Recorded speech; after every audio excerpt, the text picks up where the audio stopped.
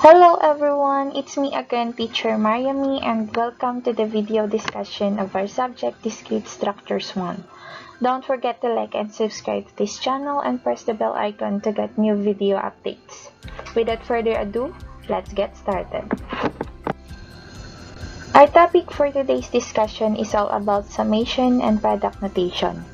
Just pay attention to what I say and point on the screen, and together we will explore more complex notations. For example, meron tayong 4 numbers which is A1, A2, A3, and A4, which are to be added, and their sum may be written down in several ways. So, kung i-add itong series of numbers from A1 to A4, so ganito siya. Yung first expression natin, the first 2 numbers are added, and the result is added to the third number. So, A1 plus A2, tapos yung result nito is i-add natin sa third number, and the result of A1, A2, and A3 is to be added to the fourth number. So, sa second expression naman, we have the first 2 numbers and the last 2 numbers are added. So, kung ano yung sagot ng A1 plus A2 at sagot ng A3 plus A4, ay i-add natin siya. And the result of these additions, or yung result ng dalawang expression na to, are the same lang.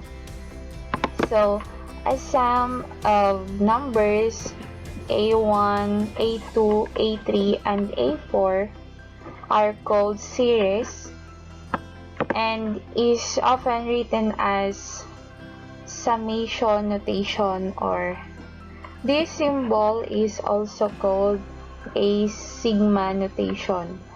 So, sa next topic or sa next slide, i-discuss natin kung ano yung ibig sabihin ng summation notation na symbol na to. A finite series is an expression such as A1 plus A2 plus A3 and so on is equal to this expression. So, kung i-elaborate natin to, ito siya. This symbol is called a sigma notation, and the variable k is referred to as the index or the index summation. The expression ak is the general term of the series, which defines the numbers that are being added in the series. So, kung ano yung under dito, so, yun yung number na i-add natin. And then, the value of k, which is equal to 1, is the initial index, and the value above the summation symbol is the terminal index. It is understood that the series is a sum of general terms where the index starts with the initial index and increases by 1 up to including the terminal index. So, sa next slide, we will have an example at doon natin malalaman kung paano natin isusolve yung ganitong expression. At this point, we will discuss some finite series. It is understood that the series is a sum of general terms where the index starts with the initial index, which is equal to 1, and increases by 1 up to and including the terminal index. In short, ganito siya. A, which is our general term, and we will start our initial index with 1, and then we will add that by 1. So, A1 plus A2 plus A3 plus So on hanggang umabot siya sa ating terminal index which is equal to n. In example number 1, we have I which is equals to 1. Ito yung ating initial index. And 4 is our terminal index and AI is our general term. So in series expression, we have A and initial index will start at 1 plus A2. So 1 plus 1 is equals to 2. And 2 plus 1 is equals to 3. And 3 plus 1 is equals to 4. So hanggang A4 lang siya kasi yung ating terminal index is equal to 4. Next, we have example number 2. Value of k is equals to 0 and terminal index is equals to 5 and general term is equals to bk. So in expression, we will have b is and 0. So we will start at 0 plus b1 plus b2 plus b3 plus b4 plus b5, which is equal sa ating terminal index. Example number 3, we have I, value of I is equals to negative 2 and terminal index is 2 and general term is ci. So our general term will start at negative 2 plus negative 1 plus 0 plus c1 plus c2, which is equal sa ating terminal index. In the next slide, we will have a value for the general term and it will be more specific for kung paano natin makukuha yung specific answer with this expression. So, meron tayo ditong more example about finite series. So, kung mapapansin natin, nilagay ko pa rin yung expression dito para meron tayong reference. And we have example number 1. Take note if the general terms in a series are more specific. The sum can often be simplified. So, this expression can be simplified. So, we have an initial index which is I na equal to 1 and the terminal index na 4 and our general term is equal to I raised to 2. So, all we have to do is to substitute the value of I. So, I here is start with 1 and raised to 2 plus 1 plus 1 is equals to 2. Raised to 2 pa rin, copy lang yung ating value sa taas. And then 2 plus 1 is equals to 3. 3 plus 1 is equals to 4. And then simplify or perform the operation. 1 times 1 is equals to 1. 2 times 2 is equals to 4. 3 times 3 is equals to 9. And 4 times 4 is equals to 16. And then, after that, we have to add 1 plus 4 plus 9 plus 16 is equals to 30. So, yung ating final answer is 30. So, ganun lang siya kadali. Another example, we have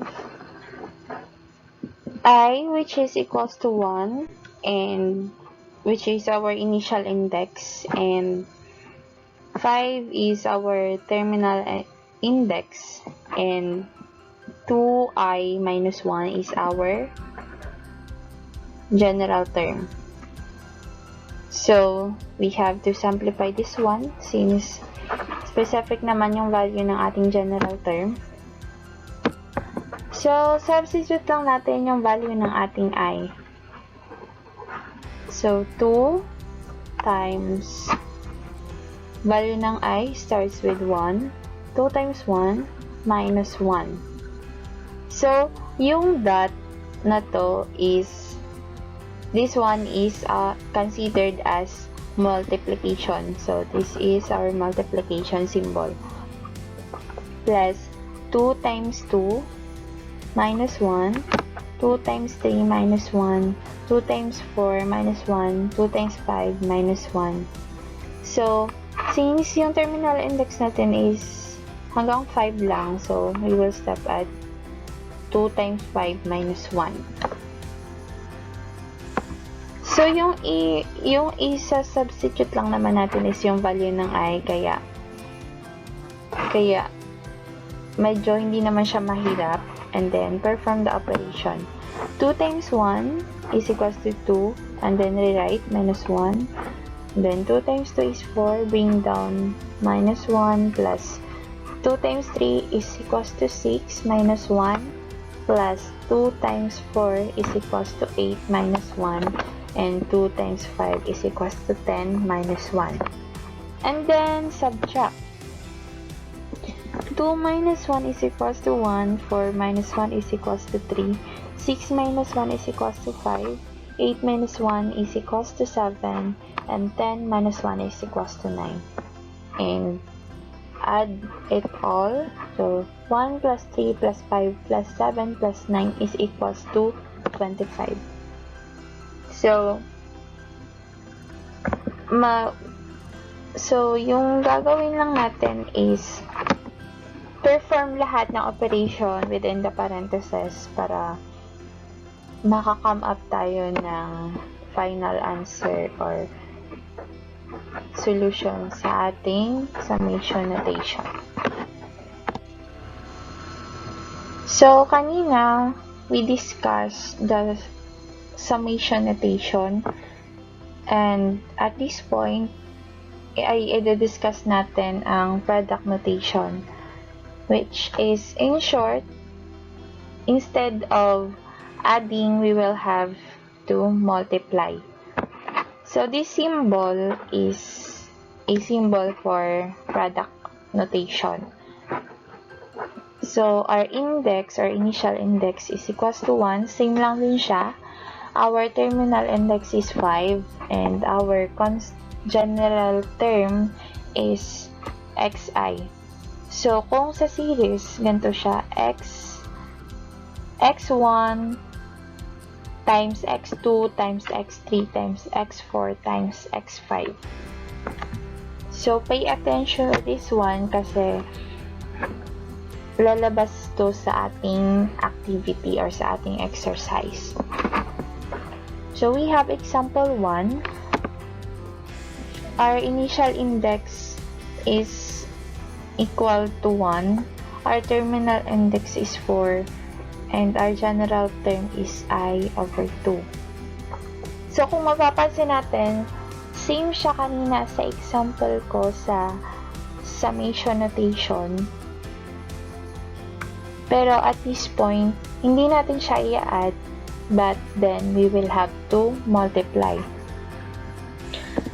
1, substitute natin yung value ng I, which will start with 1.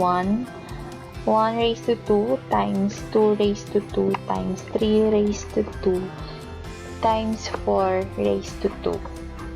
So, hanggang 4 lang siya kasi yung ating terminal index is 4. So, perform the operation. 1 times 1 is equals to 1. 2 times 2 is equals to 4. 3 times 3 is equals to 9, and 4 times 4 is equals to 16. And then multiply. 1 times 4 times 9 times 16 is equals to 576. Here we have another example of product notation. So, I is equals to 1, and which is our initial index, and 5, which is our terminal index, and 2i minus 1 is our general term. So, we have to substitute the value of I, which will start with 1. 2 times 1 minus 1, 2 times 2 minus 1, 2 times 3 minus 1, 2 times 4 minus 1, and 2 times 5 minus 1. So, multiply 2 times 1 is equals to 2 minus 1. 2 times 2 is equals to 4 minus 1. 2 times 3 is equals to 6 minus 1. And 2 times 4 is equals to 8 minus 1. And 2 times 5 is equals to 10 minus 1. So, 2 minus 1 is equals to 1, 4 minus 1 is equals to 3, 6 minus 1 is equals to 5, 8 minus 1 is equals to 7, and 10 minus 1 is equals to 9. So, add natin. Multiply pala. Sorry. 1 times 3 times 5 times 7 times 9, which is equal to 945. So, this is our final answer. And then take note, this variable or yung I can also be letter A, letter B, or any letter sa ating alphabet. So, hindi siya fixed. Yung value lang niya na initial yung value ng initial index is yun lang yung fixed. And that's it. Thank you for listening and have a nice day ahead.